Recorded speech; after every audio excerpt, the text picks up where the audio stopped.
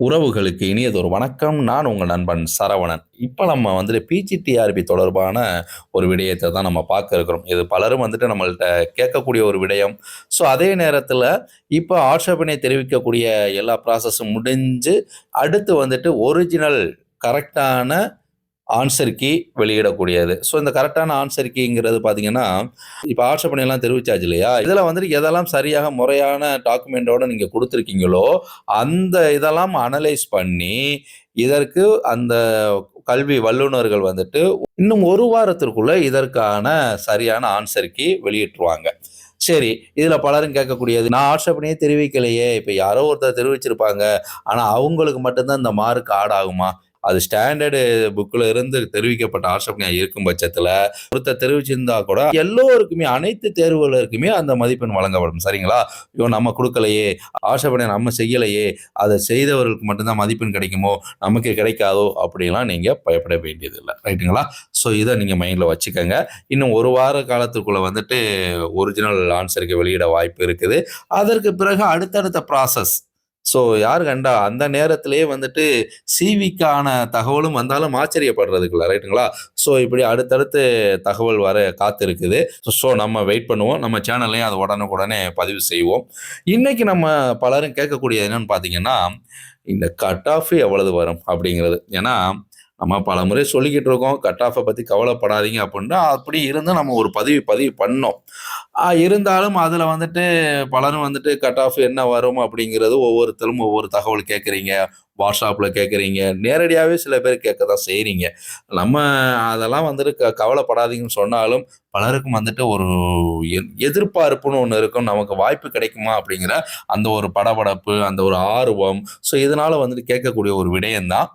So, எது நடக்கணுமோ அது நடக்கும். நம்ம தேர்வு எழுதிட்டோம். ரைட்டுங்களா? ஸோ, அதனால நடக்கிறது நடக்கட்டும். ஆனாலும் நம்ம ஒரு அனலைஸ் பண்ணுவோமே அப்படிங்கிறதுக்காக ஒரு அனலைஸ் தான் இது. ஆ இதுதான் நடக்கும். நீங்க சொன்னதெல்லாம் தப்பு சார் அப்படின்னு நீங்க சொல்லலாம். அது இல்லைன்னா நீங்க சொன்னபடி நடந்துச்சான்னு கூட சொல்லலாம். ஆனா ஒரு சில ஐடியாக்கள், இது இப்படியாக இருந்தா எப்படி இருக்கும் அப்படிங்கிறதுக்காக நம்ம சேனல் மூலமாக நம்ம உறவுகளிடமே தகவல் கேட்கும்போது, அவர்கள் குடுத்த அந்த வோட்டிங் இத வச்சுட்டு நம்ம ஒரு அனலைஸ்ல சொல்லுவோம் அப்படிங்கிறதுக்காக தான் இந்த பதிவு. சரி, வாங்க நம்ம என்னங்கிறத பார்ப்போம்.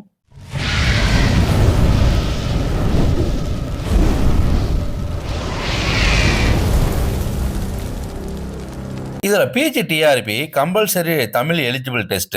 இது 20 மார்க்குக்கு மேல எடுத்தவங்க யாரு அப்படின்னு கேட்கும்போது, இதுல பாத்தீங்கன்னா கிட்டத்தட்ட 413 பேர் வாக்கு செலுத்தியிருக்கிறாங்க. ஸோ, இது குறைவானது தான். இருந்தாலும் அதுல ஆம், நான் எடுத்துள்ளேன் அப்படின்ட்டு 92% இல்லை என்று ஒரு 8%.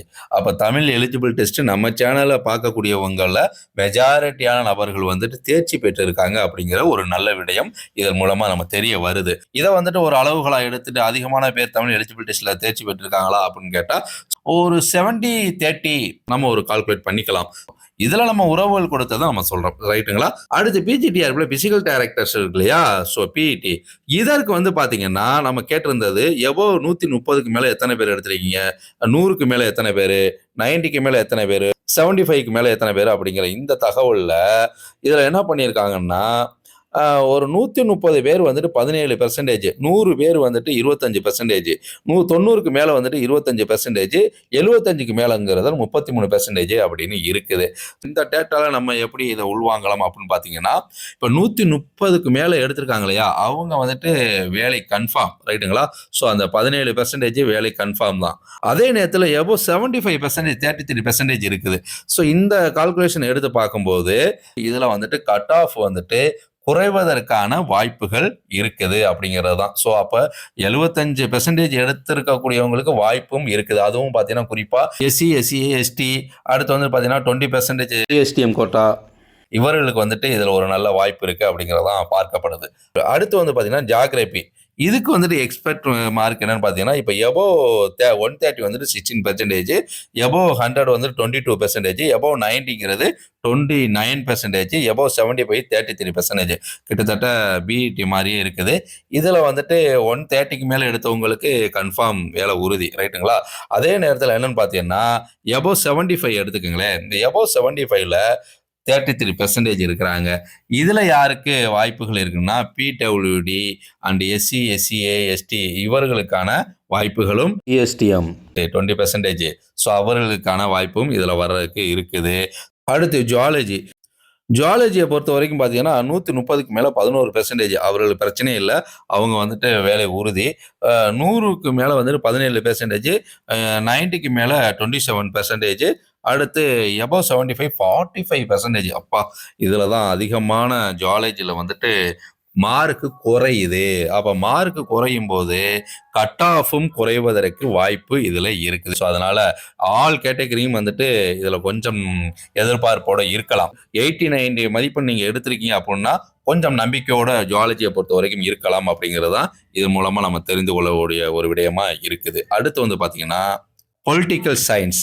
பொலிட்டிக்கல் சயின்ஸை பொறுத்த வரைக்கும் எபோவ் 130 17%, 100 வந்துட்டு 14%, 90 வந்துட்டு 25%, 75 வந்துட்டு 43%. அப்பா, இதுலையுமே வந்துட்டு 43% இருக்கிறாங்க பொலிட்டிக்கல் சயின்ஸ்லையுமே. ஸோ இங்கும் வந்துட்டு 130க்கு மேலே எடுத்தவங்களுக்கு நோ ப்ராப்ளம், பிரச்சனை இல்லை. ஆனால் இதில் ஆல் கேட்டகரிக்குமே வந்துட்டு 90 மதிப்பெண்க்கு மேலே எடுக்கக்கூடியவங்களுக்கு ஒரு வாய்ப்பு இருக்குது. ஸோ இதுவும் வந்துட்டு நம்பிக்கையோட எதிர்பார்க்கலாம். ஒரு 85 90 எடுத்திருக்கக்கூடியவங்க இந்த ஒரு நம்பிக்கையோட காத்து இருக்கலாம். அடுத்து பாட்னி. பாட்னியை பொறுத்த வரைக்கும் எபோவ் 130 வந்துட்டு 11%, எபோவ் 100 15%, எபோவ் 90 28%, எபோவ் 75 46%. பட் இதுலையுமே வந்துட்டு அதே கேட்டகரியில் தான் இருக்குது. அப்போ 130% மேலே கன்ஃபார்ம்.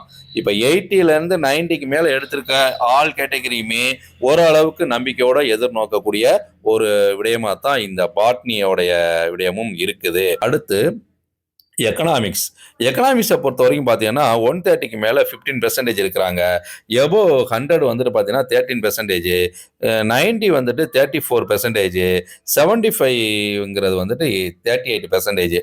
ஸோ இதில் 90ங்கிறது தான் இதில் ஒரு அளவுகளாகவே இருக்குது.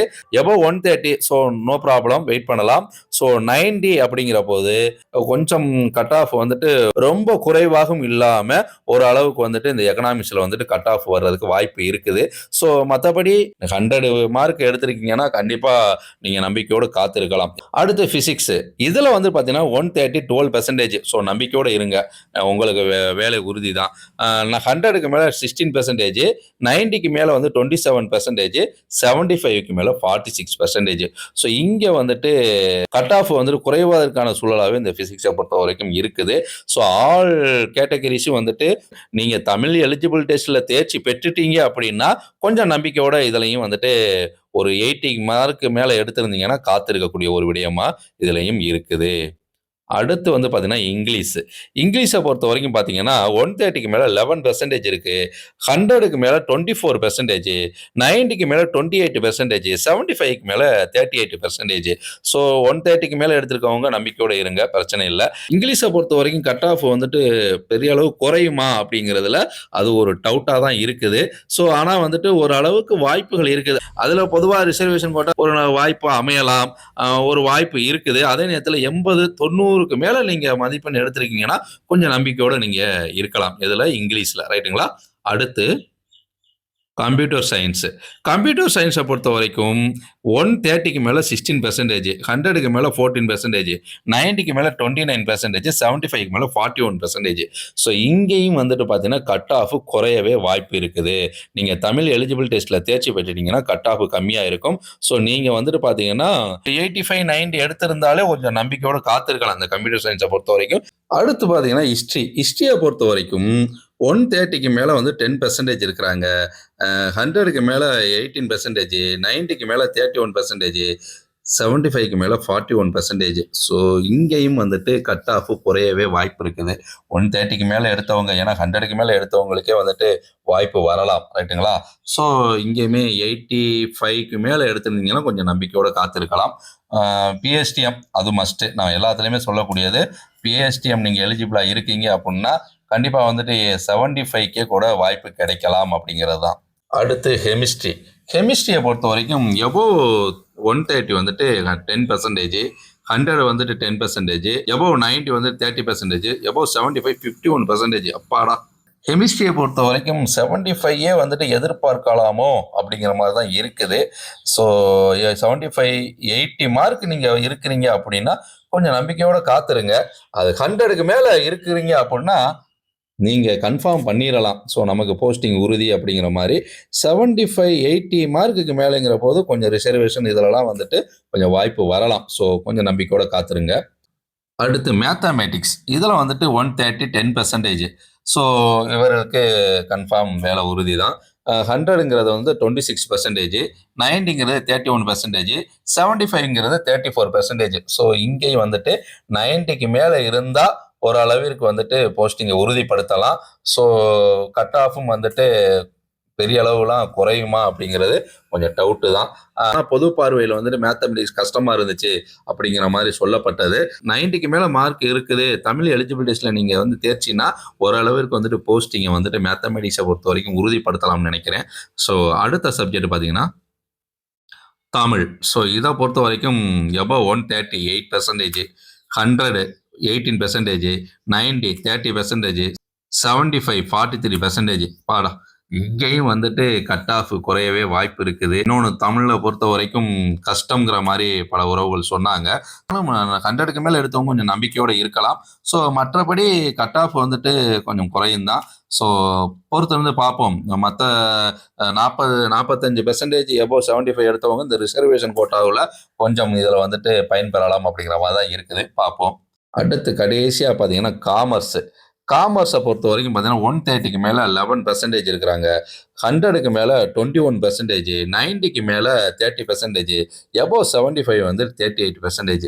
இங்கே வந்துட்டு 130க்கு மேலே எடுக்கிறவங்க கன்ஃபார்ம் பண்ணிக்கலாம் வேலை உறுதின்ட்டு. ஸோ இங்கே ஒரு ஊசல் தான். இது வந்துட்டு தமிழ் எலிஜிபிள் டெஸ்ட்டில் நீங்கள் தேர்ச்சி பெற்றுட்டீங்க அப்படின்னா கட் ஆஃப் வந்துட்டு பெரிய அளவு குறையுமா அப்படின்னா பெரிய அளவுக்கு குறைவதற்கு வாய்ப்புகள் இல்லை. ஸோ ஒரு அளவிற்கு நீங்கள் ஒரு 100க்கு மேலே எடுத்திருக்கீங்க அப்படின்னா கொஞ்சம் நம்பிக்கையோடு இருக்கலாம்.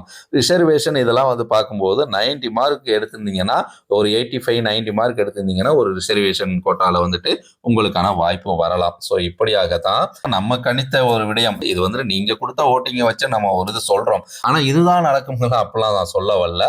ஸோ எல்லாரும் கேட்டுக்கிட்டு இருக்கிறதுனால ரைட் ஓகே இதை பற்றி கொஞ்சம் சொல்லுவோமே அப்படிங்கிறதுக்கு இப்படி தான் இருக்குது.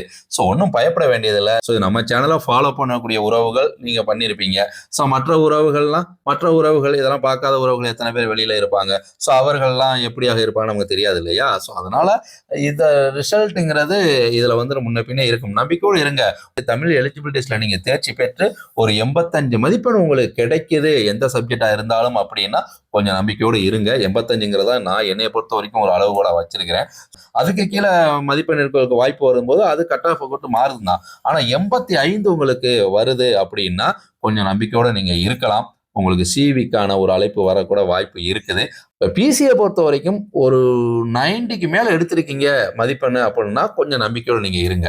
அதே நேரத்தில் எம்பிசி எஸ்சிஎஸ்சிலாம் பார்த்தீங்கன்னா ஒரு 80 85 மார்க்கு. ஸோ அந்த ரேஞ்சில் நீங்கள் இருக்கிறீங்க அப்படின்னா நீங்கள் ஒரு எதிர்பார்ப்போடு இருக்கலாம்னா ஆல் சப்ஜெக்ட்டுக்கு நான் இதை பற்றி சொல்கிறேன். அட்டன் பண்ண எல்லாருமே தேர்ச்சி பெறணும் அப்படிங்கிறது தான். ஆனால் இருக்கக்கூடிய போஸ்டிங்கில் ஸோ அதில் எல்லாருக்குமே வாய்ப்புங்கிறது அமையுமா அப்படிங்கிறது இருக்குது. ஸோ இந்த தமிழ் எலிஜிபிள் டெஸ்ட் தான் பலருக்கும் வந்துட்டு ஒரு யமனாக அமைந்திருக்கு அப்படிங்கிற மாதிரி தான் சில சப்ஜெக்ட். தமிழ் சப்ஜெக்ட்டுக்கே வந்துட்டு அப்படியாகத்தான் வந்துட்டு சொல்லப்படுது. அப்போ மற்ற சப்ஜெக்ட்லாம் எப்படியாக இருக்கும் அப்படிங்கிறத யோசிக்க முடியாத ஒரு விடயமா தான் இருக்குது. பார்ப்போம். இன்னும் ஒரு 10 நாட்களுக்குள்ள இதற்கான ஒரு தெளிவு கிடைச்சிரும் எதிர்பார்க்கப்படுது. ஸோ தொடர்ந்து ஃபாலோ பண்ணுங்க உறவுகளே. மீண்டும் ஒரு நல்லதொரு வாய்ப்பில் சந்திப்போம். நன்றி, வணக்கம்.